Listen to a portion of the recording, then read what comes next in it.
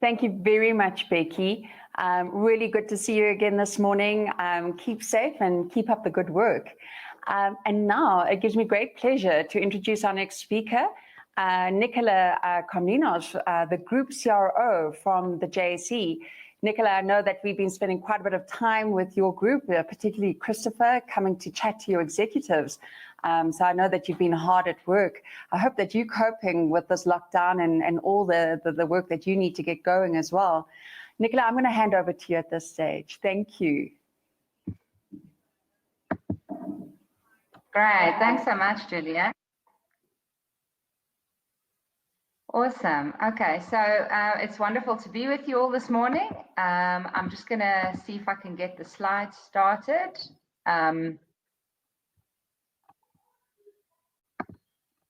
Okay, wonderful. So I'm looking forward to sharing with you specifically my views on a stock exchange resilience, given that I work at the JSE.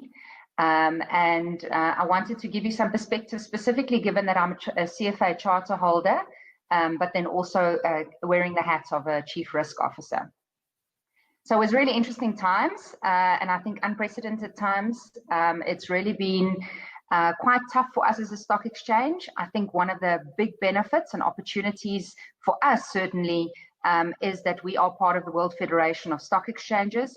So we have been having calls. We've had a pandemic committee that was set up, and we've been having calls with our peers around the globe since February this year to keep track with what's happening internationally and how people are responding. So we really had the benefits of some global insights that we could then adapt our plan to locally. And one of the key insights actually was mental health. It was quite interesting. So we did stress it right from the start and got HR right from the start involved in our planning because we are social creatures as human beings. And it's just so interesting that we don't realize how big the impact is of working remotely.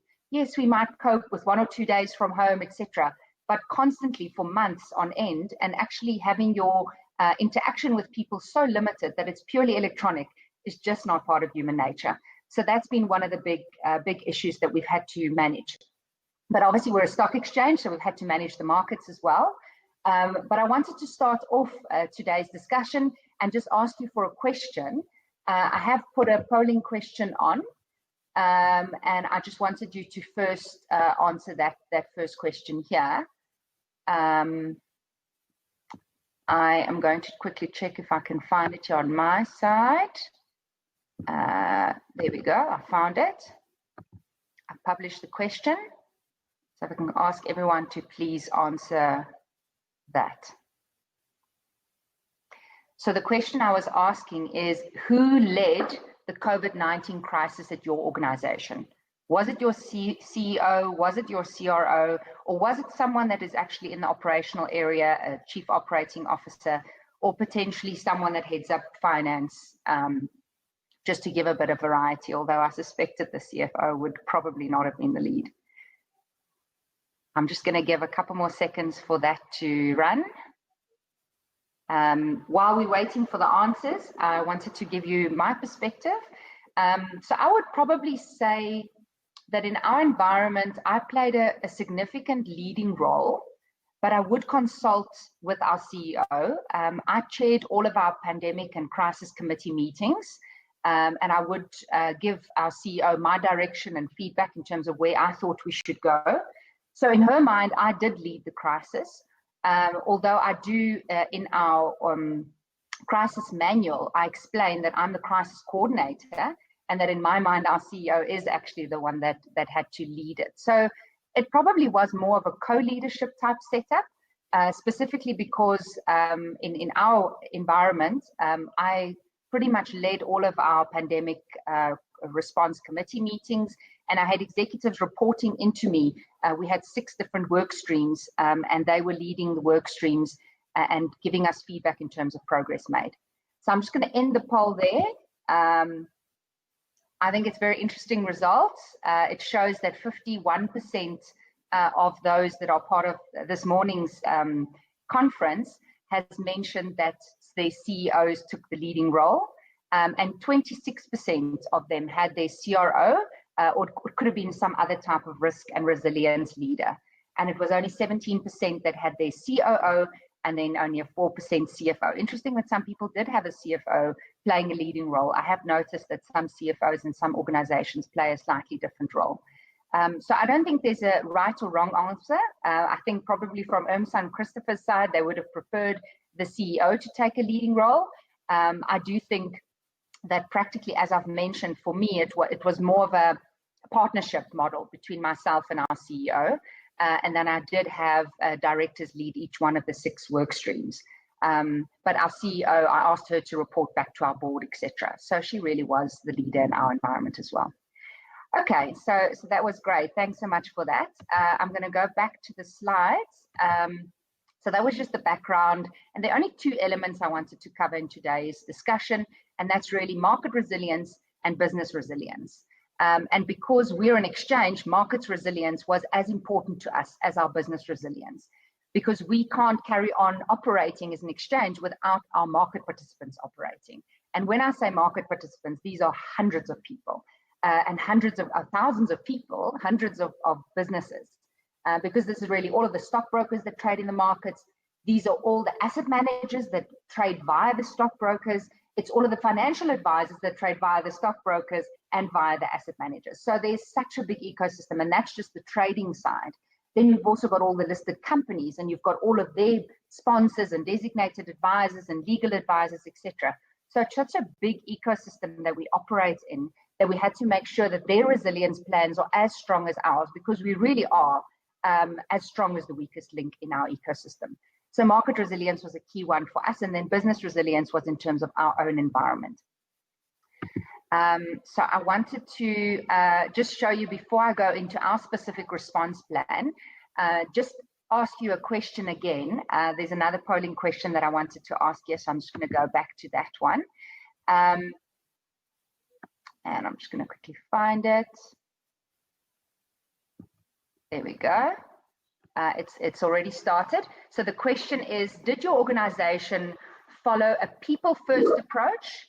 And it's a pure yes or no, and then don't know. One of my strong views here is when you manage a crisis, and particularly in our time, our people assets are so important to us. And I mean, it sounds horrible to say that we're an asset, but that your human capital really is a very important asset and part of your business. And without your people, your business really can't run. And I know with the advent of artificial intelligence and a lot of technology, a lot of people are putting a lot of emphasis on technology as an enabler. But the reality is we're all using technology to enable us, but the people are still running the business. So for me personally, I did push very hard that our executives took a very strong people-first approach. It was quite tough, I have to admit, because it's when you operate markets and you want to make sure that you have business resilience, the reality is you put a lot of pressure on people. So there was quite a lot of debate, robust conversation that we had to have with our people stream, which was headed up by our HR director, and our market stream, which was headed up by, I would say, an equivalent of what one would call a chief operating officer. So you would imagine the COO would push quite hard to get people to work long hours to make sure markets are up and running, that we can do trading, clearing, and settlements. But on the human capital side, you want to make sure that your people are okay and that you're taking care of them for your own long-term sustainability. So I'm very pleased to see that everyone that responded to the survey has given, we'll end the poll now, but has given results of 81% have taken a people-first approach, which is really amazing, I have to admit. I don't think that is the norm across the globe. Certainly, I've been doing some discussions, and I've got contacts across, as I've mentioned, at other exchanges around the world. And given that we're in financial markets, I suppose maybe we take a harder stance. But certainly operational resilience is often prioritized, and then that comes at the cost of people. And at this stage, a lot of the financial markets are talking about burnout, and they're really sincerely worried about their people. So I think the question here for me is, as a resilience manager, have you thought through your people impact, and are you applying your mind to burnout, and what does that mean? I saw a very interesting, Google actually had a forced public holiday, not public holiday, they've given all their staff a day off tomorrow, the 22nd of May. All of them will take off for the whole day because they're worried about burnout. I've seen a survey as well conducted recently where they said that 75% of people that responded said that their workload increased during the lockdown period. So their hours of working, etc., increased. And that was specifically financial services industry. So it'll be interesting to know what's happening in your industry. So that was a thought on people first. And then I just wanted to unpack the two elements. So the first one is markets resilience. And these are pretty much all the things that we had to do in our environment.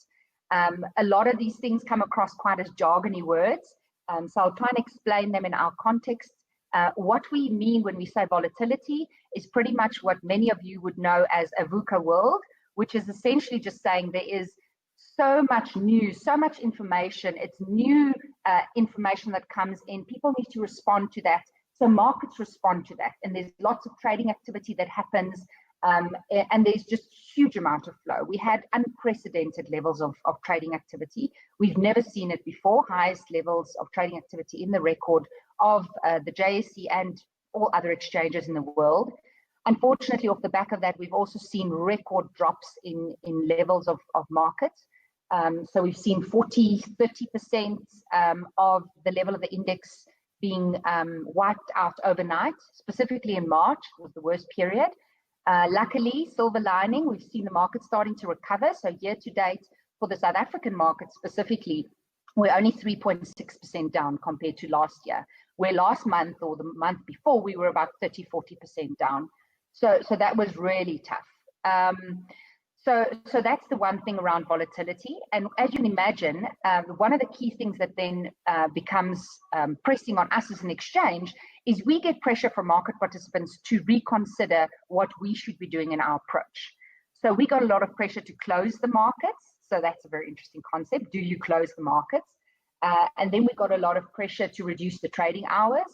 And then we consulted with our peers internationally. And the consensus really was that we as stock exchanges have to remain open. It's a platform for price discovery. It's a platform for price risk management. And as soon as you close your doors, people will not be able to transact, and you'll have stale prices, you'll have stale activity, and actually it will bring everything else to a halt. And the flow of capital in the system is so critical to keep the system up and running. So for corporates, essentially, it was quite an interesting time. Many of them had to raise additional capital because they needed funding to keep their businesses afloat. So you can't close the markets. The markets is a platform where you can have both the investors trading for their price risk management objective, but you also have the corporates that can then raise capital to keep themselves afloat during especially such challenging times. So that was one of the key things, and one of our big work streams was focusing on the markets and market resilience. One of the key things that also came under question then was market integrity, specifically because you saw such huge drops in market levels of value. And if I have to compare it to the 2008 financial crisis, our markets dropped much quicker. In 2008, it dropped over a 9-month period. And now with the pandemic, it pretty much dropped in a week's time. In March, it was just crazy times. And one of the things that then became a big pressure on us is also that what you would imagine, that there was a lot of short selling happening in the market. So just quickly on that concept, all that means is that essentially you don't want to buy the share, you want to sell the share, but you don't own the share. So how do you sell it? And that's where the concept of short selling comes in. So you can borrow the share from someone else that owns the share, and then you can sell the share in the market. But what happens in such volatile times is the guys actually sell the share without making sure that arrangement that they got to borrow the share is firm and it's been committed to. And that's what happened specifically between the JSE register in South Africa and the London register, because there's so many shares that are dual listed between the two countries. Guys that would have sold the share and thought they had a borrow arrangement in place with some guy in London that owns the share would have realized overnight that there's a problem. So that was something that we had to manage late into the night. We have a T+3, so it's trading day plus 3 days settlement cycle. So if you trade today, which is Wednesday, your settlement will happen in 3 days time after today, which is Monday. So it's business days. So that's how our environment works. But in London, it's T+2. So your settlement would take place on Friday. And because of the difference in that time frame, you often had a situation where people wouldn't have the shares to cover their short position. And it's illegal to do naked short selling. So you would imagine there were lots of conversations we had to have with our regulators, which in South Africa is the Prudential Authority, the South African Reserve Bank, as well as the Financial Services Conduct Authority. We have a Twin Peaks environment here. So that was also quite interesting, talking to all the senior execs there and explaining the situation, and also just talking to market participants to make sure we can get hold of the shares. So touch wood, we didn't have any failed trades. We didn't have any failed settlements. We didn't even have to roll any trades. And rolled trades is pretty common across the world. Most exchanges and clearinghouses roll at least between 30 to 40% of their trades. So we didn't have to do any of that. The processes really worked well. And that pressure was really on us in March. We do, however, think that risk remains. That's why I put up here bankruptcy as a key element as well that we focused on in terms of market resilience, because so many corporates are under huge amount of financial pressure and global markets are in a recession, and the South African market specifically is under so much pressure, given that we were under pressure before even we went into this pandemic. We are expecting some of our corporates to possibly not make it through these times, and we would then, as an exchange, have to consider what that would mean for markets. So some companies would have to be suspended from trading, they would possibly be delisted, etc. So we have to prepare ourselves for that. We've reviewed all of our default management processes and procedures. All of those are embedded in our regulations, but these are huge operational processes. One could imagine that doesn't happen every day.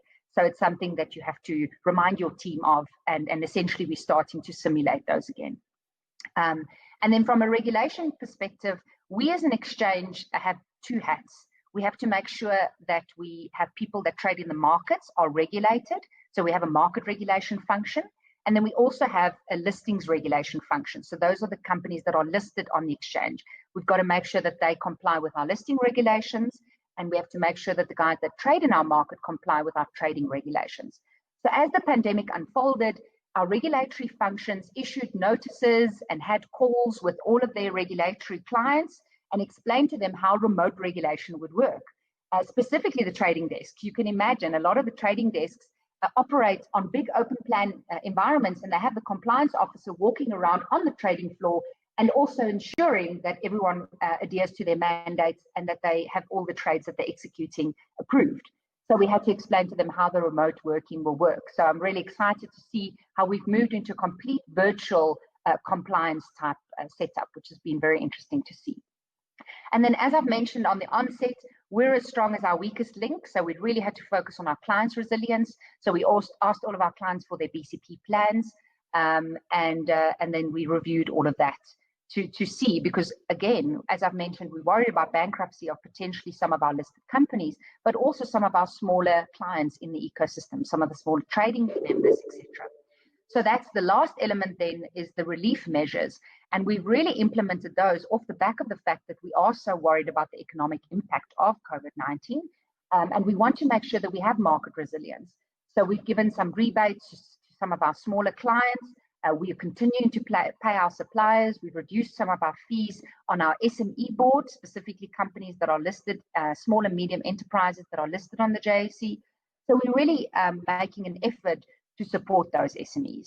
So that's what market resilience looked like for us as an exchange. And those were the sort of 6 main factors and elements that we had to focus on, is to manage the volatility, ensure we have the right regulatory framework in place, ensure that market integrity remains, that our clients are resilient, that we can also think through the resilience of our listed companies and what the bankruptcy or potential of bankruptcy would mean for us in the markets. And then also, how can we support and how can we help in the relief measures that we've implemented as an exchange? I did want you to quickly look at this video. So I'm just going to ask if that can be played, please. It's just talking about the market's impact, just to give you guys a sense of the chaos that we're dealing with as we went into lockdown. Compare how this feels with 1987. Well, there are a couple of different things. I mean, obviously, Tyler, with respect to the feel, in 1987, there were more than 3,000 people on the floor of the New York Stock Exchange. The Chicago exchanges, where I covered the crash from that week, were stocked full of people, and the trading rings and the trading pits at the options exchange, the mercantile exchange, and the board of trade were literally individuals shoulder to shoulder. So from that perspective, this feels different because it's been so electronic. Now, the day of October 19th, 1987 may have been, in many ways, the single most profound market experience I've had up until 2008.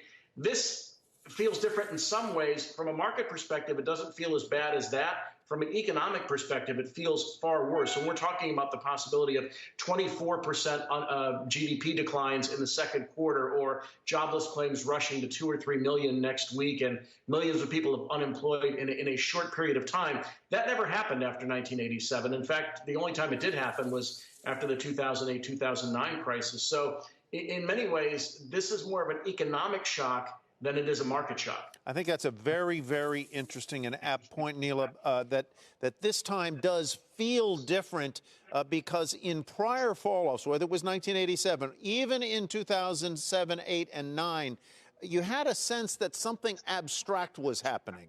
Here, Nicola, it is all too real. People are losing their jobs. Businesses are shut. You can see it. You don't just have to be told about it by CNBC.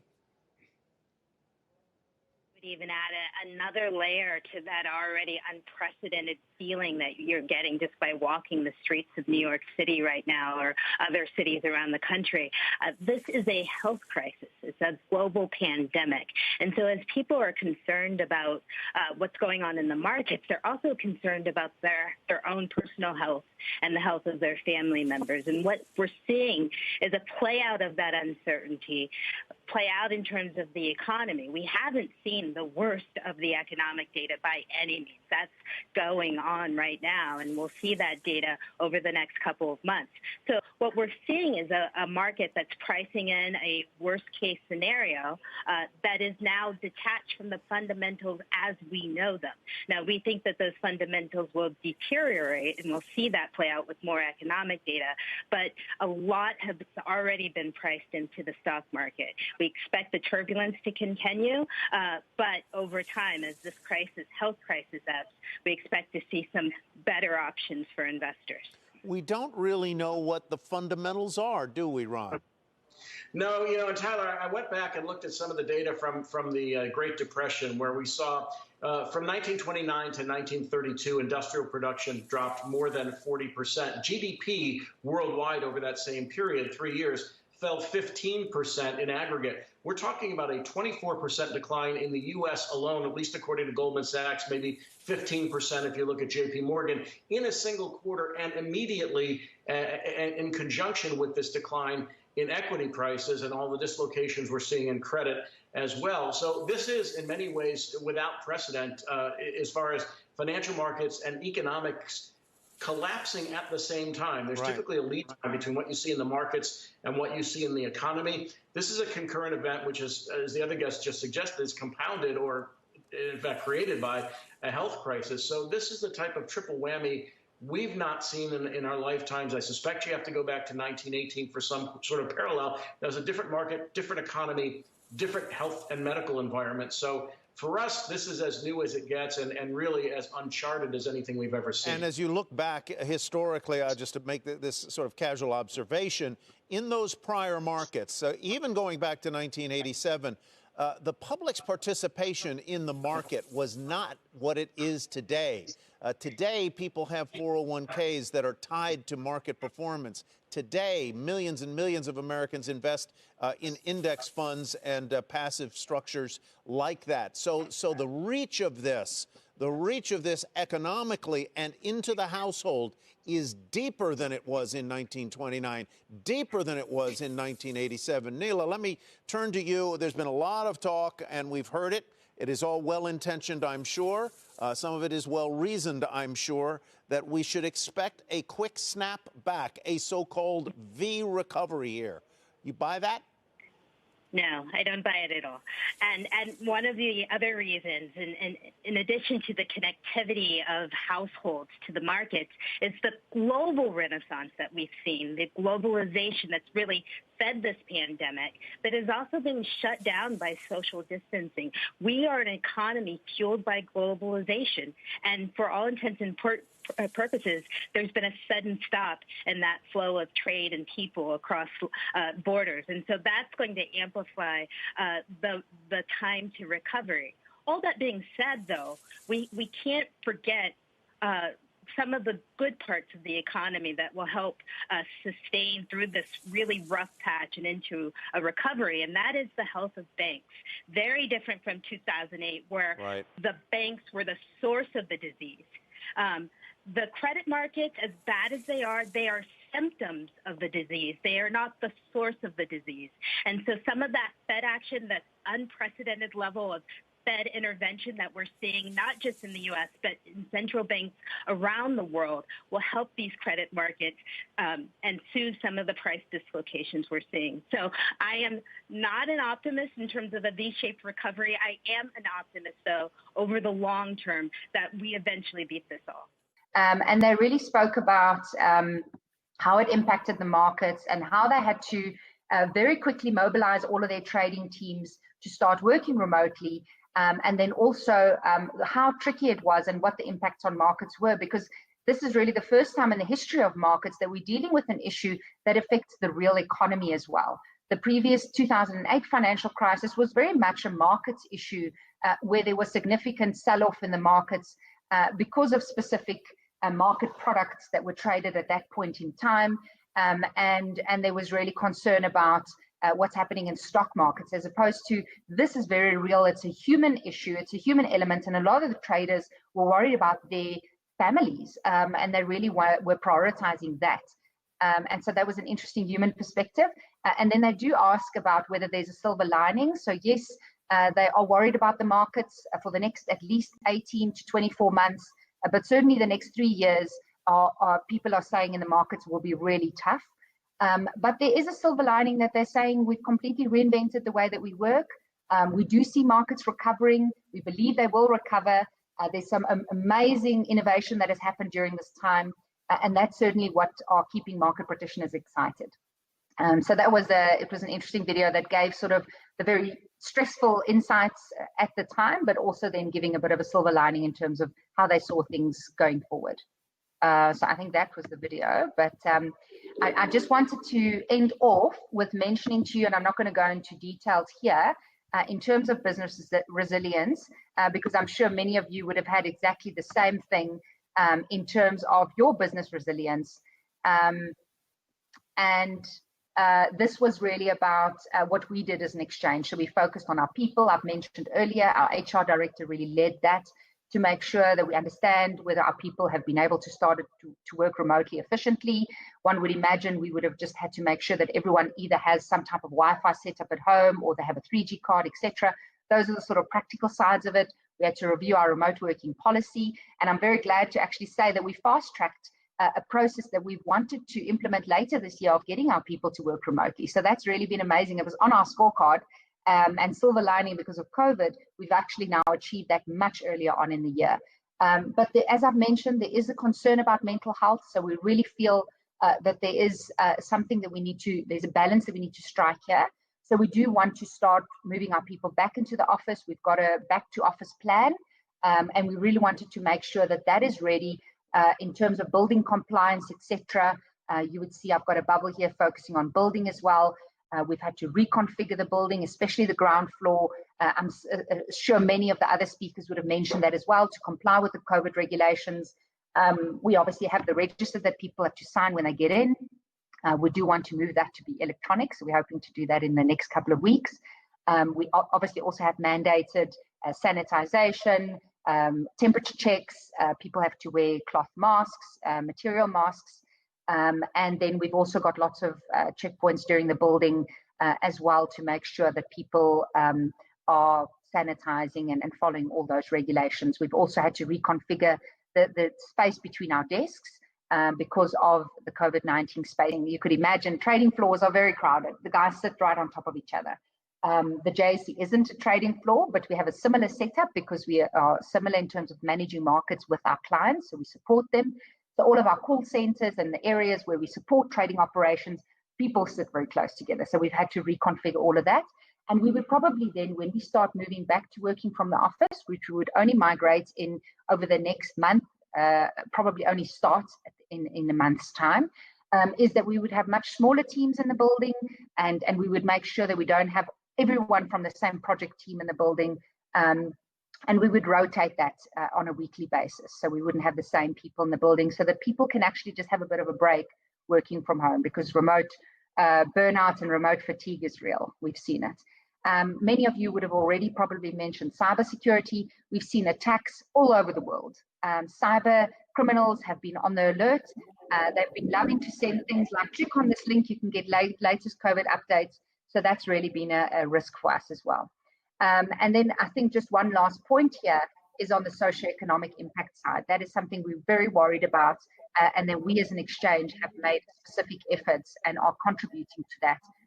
Because there's a real social impact and one would be worried about here. I just wanted to quickly show you this last slide in terms of the future operating environment. I'm sure many of us would see our world changing significantly, where we have a virtual engagement business model. And then I'd like to end off the presentation by just asking one more question on the polling, to ask you about what your organization would look like post-COVID-19. So I'm just going to quickly start that poll, and then that will be the end of my presentation. So the question is your organization looking at redesigning your business model given COVID-19? And we're just getting the answers through. And as we're getting them through, I think from my side, just to mention, certainly I see it as a big opportunity for us to redesign the way we work. We've already been on a journey to move more to agile. We've actually done our first dress rehearsal, business continuity test, which was last week, Saturday. We did that managing it remotely. And so I do think that we will see significant change in how we manage our business. And we're seeing our clients rethinking that as well. I see majority of responses have come in. I am going to end that poll as well. And it stands at 57% saying that they do see their business model being redesigned post-COVID-19. And then 28% say they don't know, and 13% say no. So it's not a definite majority, but it's more than 50% are saying they probably will review it. So that's it from my side. Christopher, I see you are here. Did you want to ask any questions? Yes, Nicola, good morning. Nice seeing you again. Nice chatting. Two quick questions. One from Mark and one from Richard. I want to start with Richard's first. Quite interesting. You do a lot of global networking with other exchanges. How would you rate the way that you responded to this volatility compared to the other exchanges? So I think that's a tough one to answer, but I think if I have to say, because we often have the benefit of hindsight, we do tend to be able to respond better because we already hear what's happening in other markets and we can see what's happening. So I would probably rate us at a 7 out of 10. I think we could have done a bit better. But we did respond quite quickly. I don't want to go into all the technicalities, but we implemented things like price monitoring extensions. And all of that means is Leila, when she talks to the media, our CEO says that it's a speed bump that we implemented in the market. So we essentially have a little speed bump to get trading activity to slow down a little bit. And we call those things circuit breakers. And if you have a circuit breaker, you also then add a price monitoring extension to give traders a bit of breathing space to say, are you sure you want to trade at that level? The market essentially stops trading for that specific counter for a certain amount of time, depending on which sector it trades in, and they have a bit of time to rethink the position. And that really just creates a bit of space and room. And we leveraged off what we saw our global peers did, and that's how we implemented those. Excellent. Well, that's the power of networking for you. Nicola, Mark is asking, actually saying that two really big risks materialized in 2019, 2020, and a long read. So please just have a check, before you leave the chat box. But the question is really, given that we've now had the downgrade in our credit rating, but also COVID-19, do you think South Africa will still be an investment opportunity of choice internationally? So that is one of our big concerns. So that's why we've created that socioeconomic work stream specifically in our resilience response plan as well. We're doing very in-depth stress testing. We're doing quite extensive scenario planning work. We've actually partnered with Chantal Ilbury that works with Clem Santa. So we are worried about that. We're painting different scenarios for us as a business. We are a little bit more pessimistic. We think South Africa is not going to be out of the woods for the next 3 years. We think international activity will, unfortunately, where it can, migrate offshore. I think one of the things, touch wood, that does protect the South African market to some extent is our foreign exchange control restrictions. Our local investors can only invest up to 30% offshore. So unfortunately, and many of us that have pension funds, that are pension fund investors, would have our money have to be invested at least 70% in South Africa. That keeps the markets afloat. It enables liquidity in the local market. But the reality is, if you're an individual investor, you can pretty much move the bulk of your investments offshore. So we would probably see a lot of individual investors moving money offshore. But silver lining, we are hearing people saying that South African markets are not overbought. Our share prices are not as high as the US markets, so there is value, and maybe it is silver lining. It sounds horrible, but that our markets have been not doing great the last 5 years, so that the share price values are just low. So it's actually not a bad time to buy, and actually have value compared to other emerging markets. So probably not. It's maybe a bit of a hedging my bets there on that answer, but I think it's a bit of both. Looking after your bonus, it is. Nicola, thank you very much. Really appreciate your insights. And if I look at all the comments, a lot of lessons shared and a lot of lessons we'll be taking away from this morning. So thank you very much. And with that, I'm handing over to Gillian.